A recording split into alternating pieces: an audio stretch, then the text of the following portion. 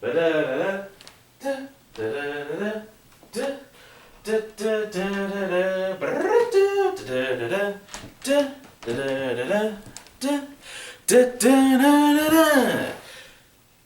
I'm going to review probably the worst Sonic ripoff ever made. But first, there's someone I want to talk to you about. There's this one artist that I've followed since 2004, pretty much right when he started his DeviantArt account, as I heard about him from a friend, and ever since then, he's been my favorite artist. That person's name is Andrew Dickman. If the name doesn't ring a bell, his artwork may. He does the title cards for Phaelus and did the DVD cover for That Guy with the Glasses 3rd Anniversary Suburban Nights, and has done a lot of work for them. I love his work so much that back in 2004, I paid him to draw 2 of my characters, which I have framed and hanging on my wall, of which a friend of mine was extremely jealous of. He's a professional artist and works doing storyboards. He has his own YouTube channel where he makes a series called Electronic Heroes and other series. I followed his webcomic Roomies since it began, and it sits right on top of my bookmarks. He went to college for animation, and I also was in college for the same thing during the time. I would follow his work and I would think to myself, that's who I want to be like. This guy is my hero. One of his ideas, Ivan the Unbearable, even got its own cartoon pilot that was featured on one of those Nickelodeon shows that shows a bunch of different kinds of cartoons. And it was funny, and I was really disappointed to see that it didn't get turned into its own series.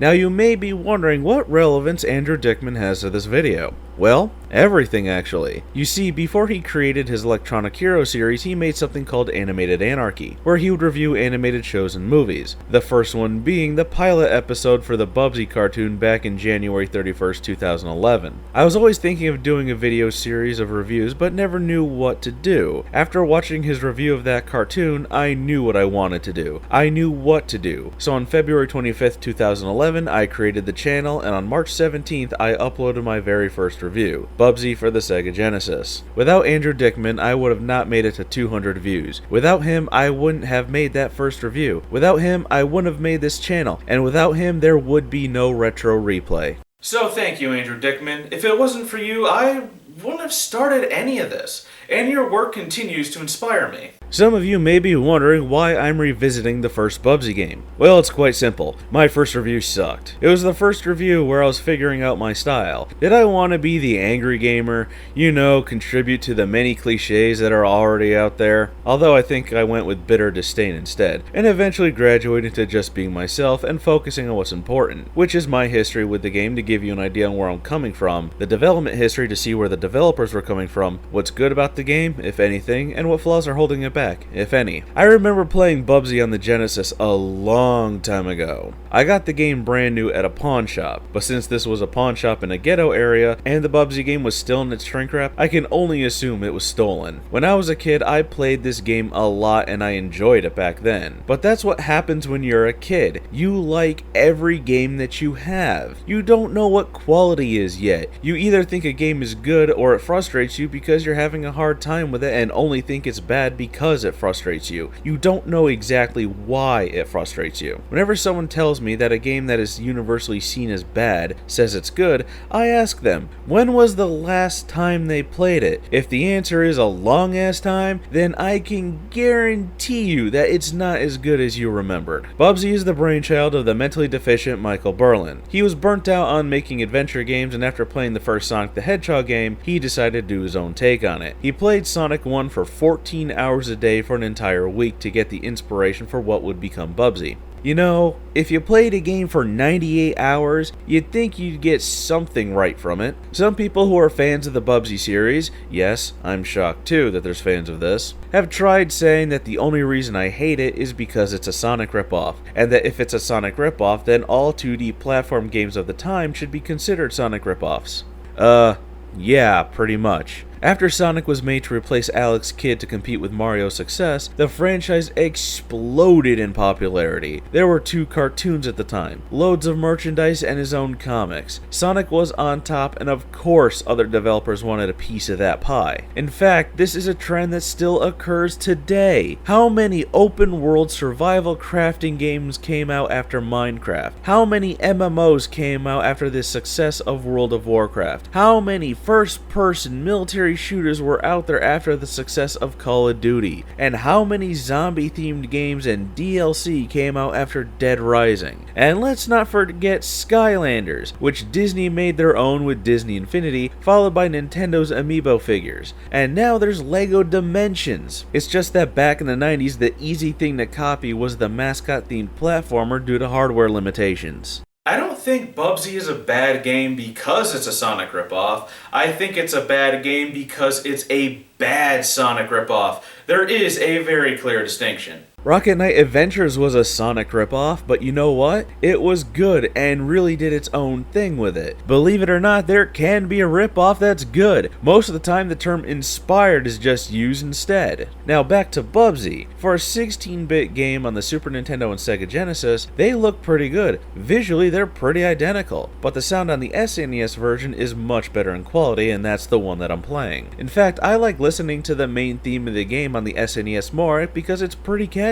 Bubsy has two moves. He can jump and he can glide. To defeat enemies, you need to jump on them, and you need to get to the goal before time runs out, which is pretty standard for platformers of the time, so I'm not expecting much from it. However, I would expect it to be more functional than what it is. The game's physics are very strange. While people have talked about the floaty feeling, but that's something I can deal with. What I don't like is the rubber band momentum. Bubsy likes to keep whatever momentum he has regardless how little it is. In a game like Mario or Sonic, if you're running at full speed and jump and then try to go the opposite direction, the character will slow down before changing directions. But that's not the case with Bubsy. If you try to change direction in mid-air, instead of a gradual slowdown before the change, Bubsy will just change and go in that direction but at a slower speed. And if you let go of the directional pad, he'll spring back at the original speed in the original direction he was going, which makes precise platforming extremely difficult. And if you're going fast enough, the game won't even let you change direction. This rubber band effect is somewhat alleviated with the glide function, however. So you'll find yourself using the glide button mid-jump just to get some semblance of control. Additionally, Bubsy wants to go fast, but the sprites are too big and things are too close. So you'll find yourself inching your way across the screen if you don't want to die because everything kills you in one hit. And the thing is, the level design, environmental hazards, and enemy placement don't complement the game's physics and one-hit kill mechanics. Having only one hit point can work. Look at the original Mario and Sonic games. If Mario wasn't Super Mario, he would die in one hit.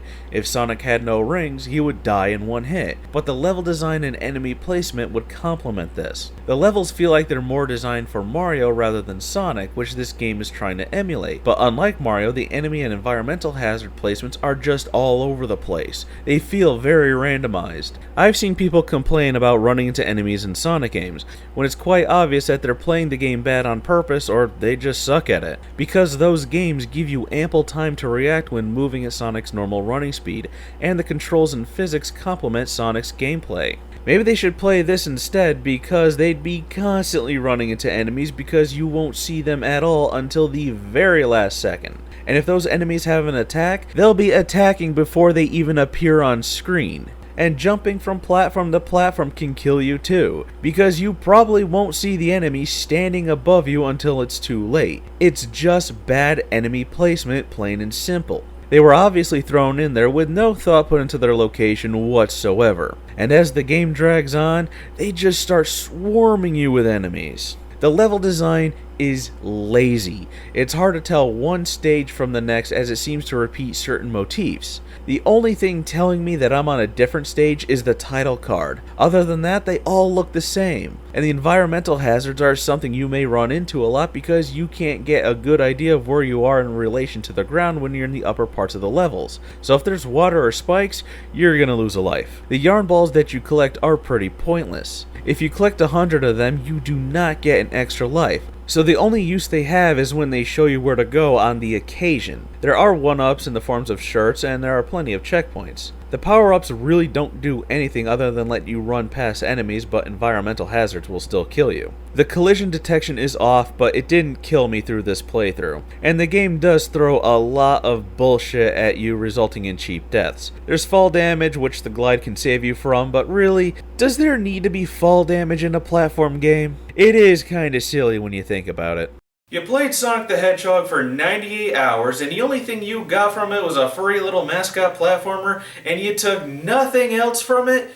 The only thing you actually accomplished was wasting your time. It's very obvious that they spent more time on the character than the actual game. Like Awesome Possum, they focus on making a character with an attitude instead of making a game. Oh, Sonic's the blue dude with an attitude, that's what's making the game sell like hotcakes. No, his game is actually good and fun to play. This pile of trash looks like all you did was look at screenshots and thought you got the basic gist of it. Bubsy is a cash grab, plain and simple. It was doing that 90s extreme marketing towards kids to try and get them to play the game. While the Sonic games did the same thing, they were good games. Sonic is that kid that's talented and impresses the crowd by breakdancing for it. Then there's that kid in the helmet that says they can do it but manages to smash their face on the pavement within the first 5 seconds. That's what Bubsy is. When talking about Bubsy 2, Michael Berlin said that the game was bad because they mismanaged the character, which has nothing to do with anything. It only proves that they put the character at the forefront before making the games good. How does one playtest this and think it's acceptable? How did these rubber band physics when it comes to jumping and momentum not get brought up? How come no one pointed out the bad enemy placement? Did the programmers just make up an excuse by saying that their shoddy programming was their way of adding challenge? That sounds like the excuse of someone who put up a shitty early access game on Steam would say. And keep in mind, there are those that have used this excuse to say that bad programming was their way of adding challenge. Look, a game can be programmed to be difficult. Games like Dark Souls have proven that. But a game being difficult through bad programming is completely different. Dynamite Headdy was a pretty difficult game once you got past the first few levels, but it was fun and programmed correctly. It wasn't trying to capitalize on Sonic's fame. God Hand is extremely difficult but was programmed well too. While Bubsy got some recognition in the past, over time people saw how bad his games really were. People who talk about this game often criticize the physics and level design. And if that's a universal criticism like it is, then yeah, the game is bad. But could Bubsy have been a good game? Honestly, yes. The level design reminds me of the first Rayman game, but there's no thought or cohesion to them, often repeating concepts from earlier levels or the same ones. If the enemy placement had thought to it, then the one hit and you're dead system would have worked a lot better. Even if they kept all that the same, if they improved the physics, then it would be more playable than it is now. I often get asked what I would think if Bubsy got a new game, and the truth is, I don't care. If it was good, I wouldn't care because the well is pretty poison at this point in time. And a good Bubsy game would be met with a shrug and haughty derision. And another bad Bubsy game would be met with the same reaction. And I don't even care about that 3D web browser game where he goes through a museum. But I did play it and somehow it's actually the best Bubsy game of them all. Which is saying a lot because even that one sucks. Bubsy is the video game equivalent to fossilized dinosaur poop. It's a relic from the past that's interesting to talk about, but at the end of the day, it's still a piece of shit.